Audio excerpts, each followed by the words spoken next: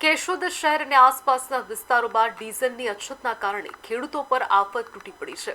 Petrol pump પર tractor, ટેમ્પા, JCB સહિતના વાહનોની કિલોમીટર લાંબી લાઈનો લાગી રહી છે। કલાકો સુધી રાહ જોવી છતાં પૂરતું ડીઝલ ન મળતા ખેડૂતોમાં ભારે રોષ ફાટી નીકળ્યો છે।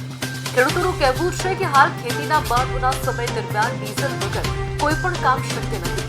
ટ્રેક્ટર, પંપ સેટ અને ખેતીના સાધનો સંપૂર્ણપણે ડીઝલ પર આધારિત છે।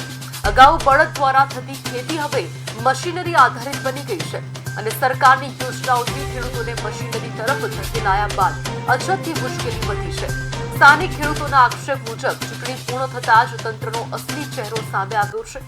વિકાસના દાવાઓ વચ્ચે આજે ખેડૂત ડીઝલ માટે રસ્તા પર લાઈનમાં ઊભા રહેવા મજબૂર બન્યો છે। સ્થાનિકોમાં ચર્ચા ચાલી રહી છે કે વિકાસની વાતો કરતા પહેલા તંત્રને સામાન્ય જનતા અને ખેડૂતોને જરૂરી સુવિધાઓ સમયસર ઉપલબ્ધ કરાવવી જોઈએ। હાલની પરિસ્થિતિએ તંત્રની આયોજન ક્ષમતા અને વ્યવસ્થાપન સામે અનેક સવાલો ઉભા કર્યા છે।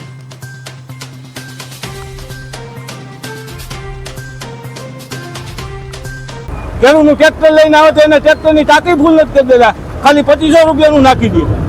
2200 રૂપિયાનું ટ્રેક્ટરમાં શું થાય આખા દીમાં? તો અમારે ખેતી કરવી કે ન કરવી? એમને થાય અમારે કોરા હમા કરવા કાંઈ છે નહીં।